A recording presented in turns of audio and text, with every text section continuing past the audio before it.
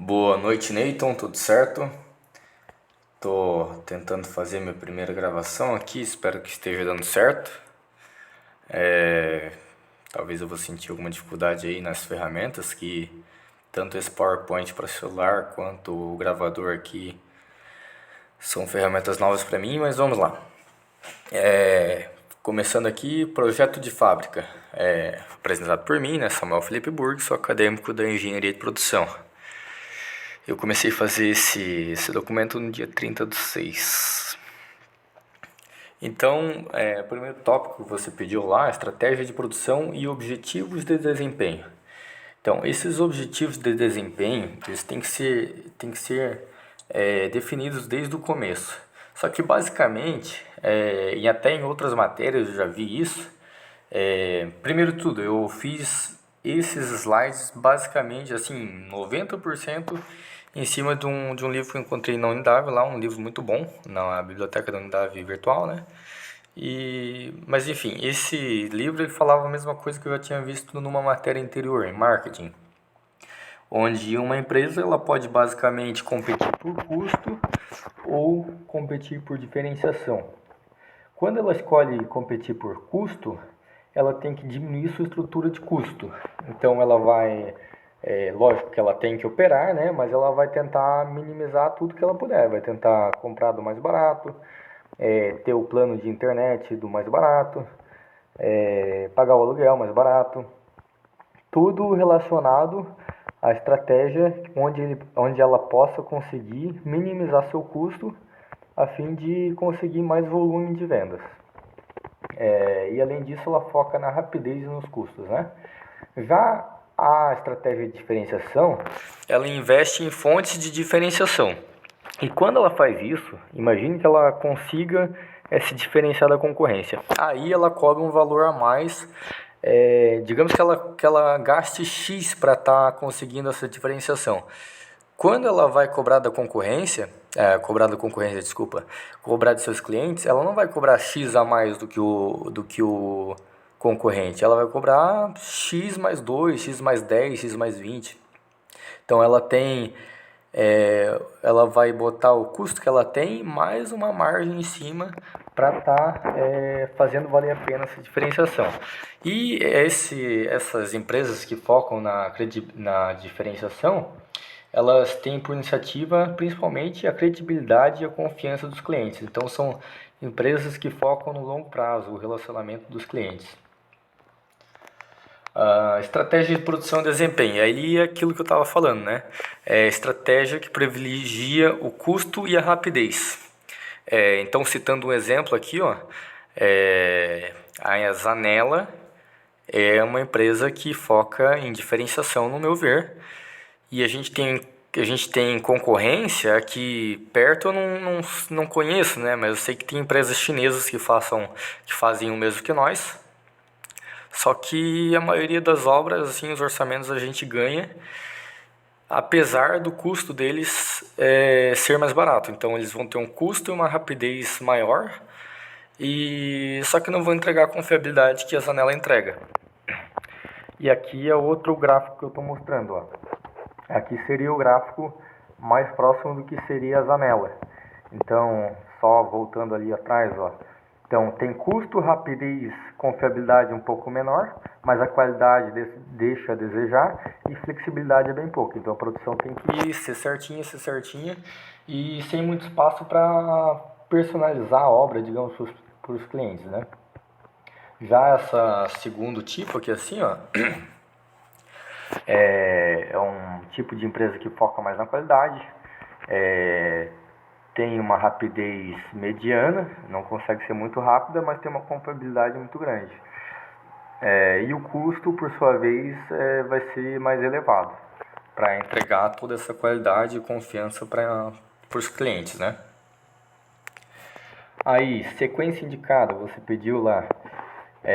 Pelo que eu encontrei no livro, a metodologia indicada para uma sequência indicada de concepção de projeto de fábrica seria a metodologia PFL, que ela é dividida em 5 fases e 23 etapas.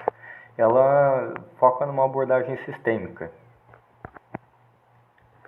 Então, primeira fase ali assim, ó, vai ter o planejamento estratégico, que seria mais ou menos decidir que tipo de empresa vai ser, se eu vou competir por custo, se eu vou competir por diferenciação.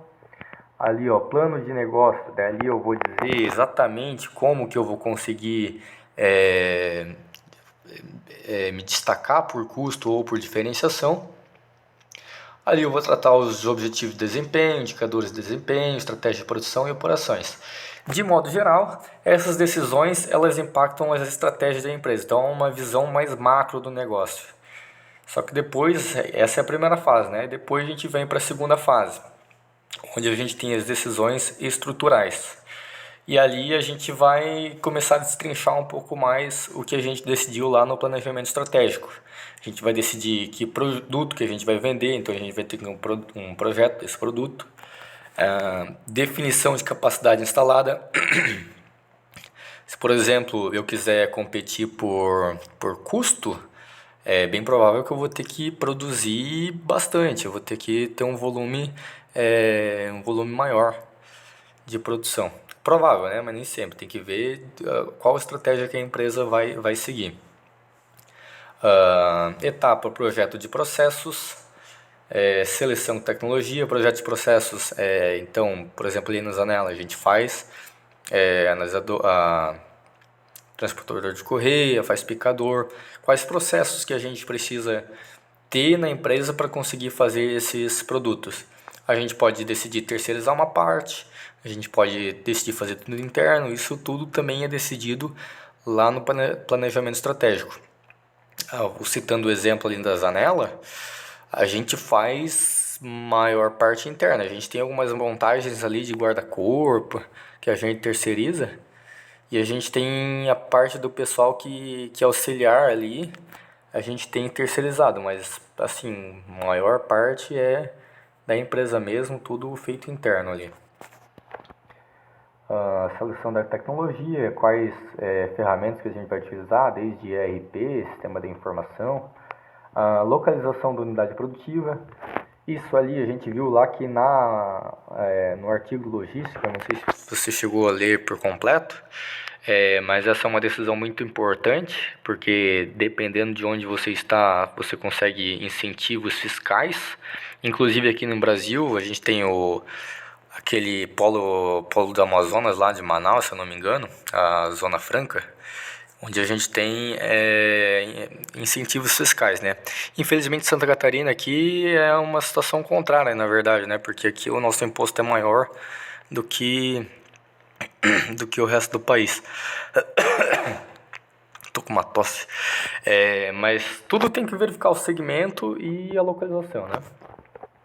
Então, na segunda fase ali assim, no geral, a gente tem decisões táticas mirando os objetivos estratégicos. Então a gente fez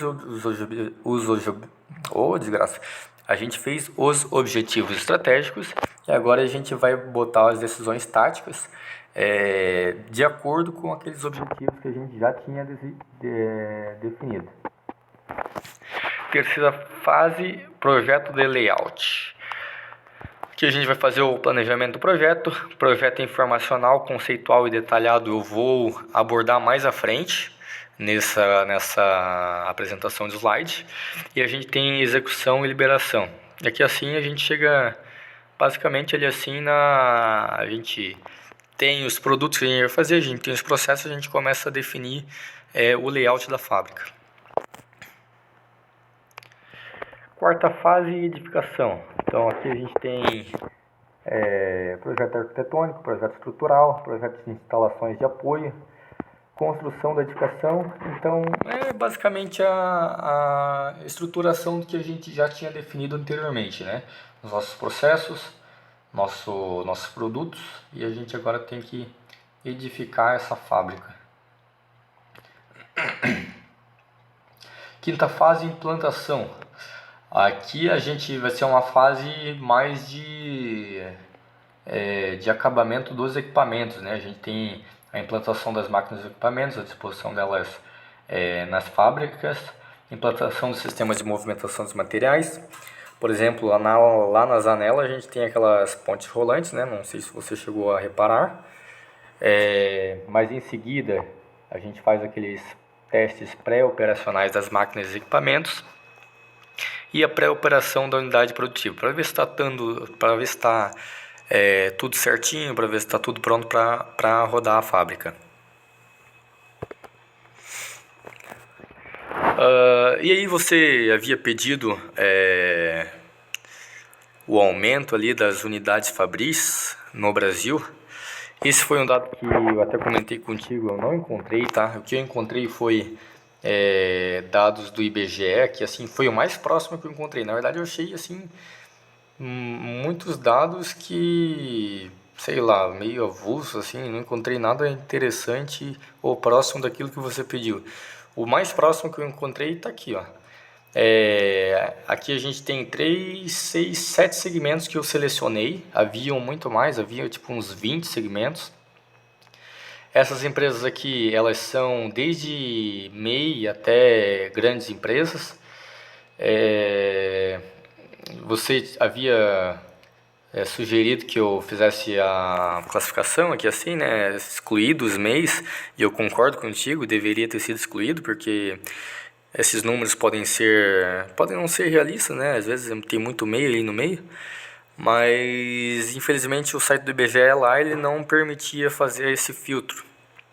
Então eu trouxe o filtro que eu fiz foi na mão mesmo por setores. Por exemplo, o comércio eu tirei de fora, pesca eu tirei de fora, muitos setores ali que não faziam tanto sentido para a indústria eu tirei de fora. Então, analisando os dados que eu tenho aqui, a gente pode ver que o setor que mais cresceu em porcentagem foi eletricidade e gás, com aumento de 20,25%, isso de 2018 a 2021. Eu não consegui, no site do IBGE, aqueles anos lá que você falou, acho que tinha dado um prazo de 10 anos, né? Mas o que eu consegui, assim, bonitinho, assim, para ter uma noção, tá? Nem os segmentos eles não deixavam os mesmos, cara. Eles botavam, tipo, indústrias extrativas. Daí tu ia comparar com alguns anos atrás ali, já eram todos segmentos diferentes, sabe? Eles faziam as repartições diferentes, cara. Um negócio assim que bem mal padronizado. Daí o melhor padronizado e o melhor tempo que eu encontrei foi realmente isso aqui. E daí chegando naquele ponto que você falou ali, assim, em unidade, o que mais se adequaria ali, assim, seria a construção, né? Que daí daria 23 mil, 25 mil mais ou menos em aumento, mas em percentual daria somente 8,61%. Só que esses 25 mil ali daí tem que ver, né? Porque provavelmente vai ter muito MEI aí no meio, pedreiro, alguma coisa terceirizada, né? Enfim. Mas esses são os segmentos industriais que eu encontrei lá no site do IBGE. Manutenção de plantas industriais também é um tópico que você pediu. A gente tem a manutenção corretiva, que ela é basicamente estragou, tu vai lá e arruma. Manutenção preventiva, aí sim a gente tem uma manutenção periódica, né, visando minimizar as falhas.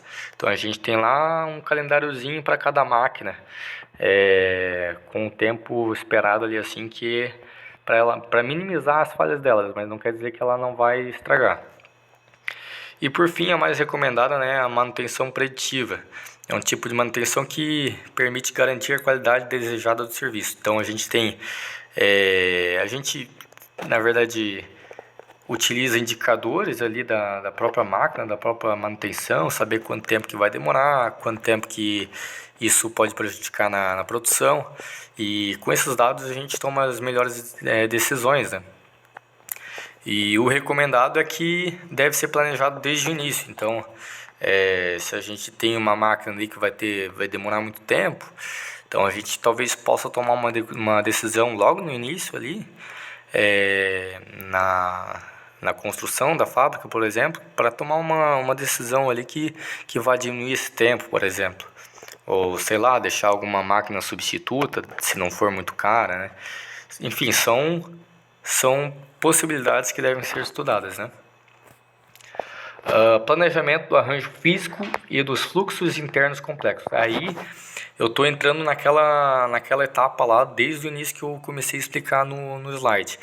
Onde aqui a gente tem o projeto informacional, projeto conceitual e projeto detalhado. Eu vou explicar mais a fundo esses projetos.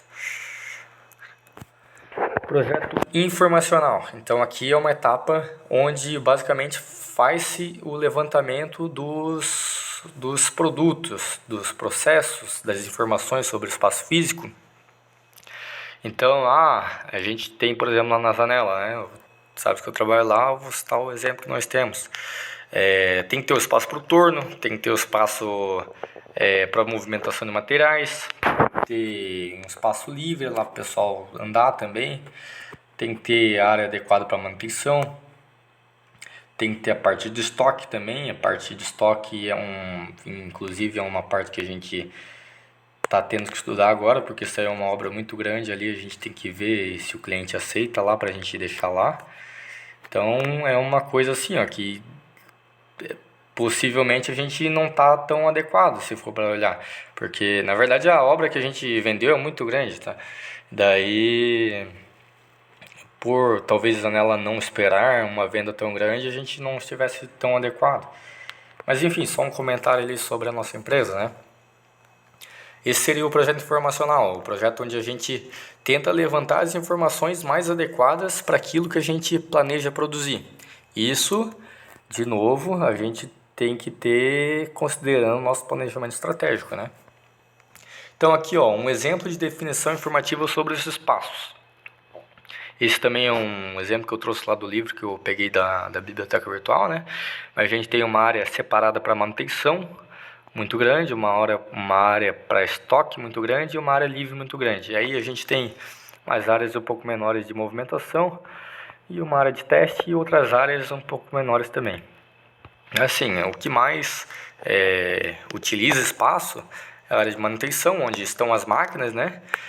O estoque, onde a gente vai deixar os nossos produtos, e a área livre, onde a gente vai de repente fazer alguma deixar livre pro pessoal também, né? Aí, depois do projeto informacional, então a gente sabe o que a gente vai fazer e como vai fazer.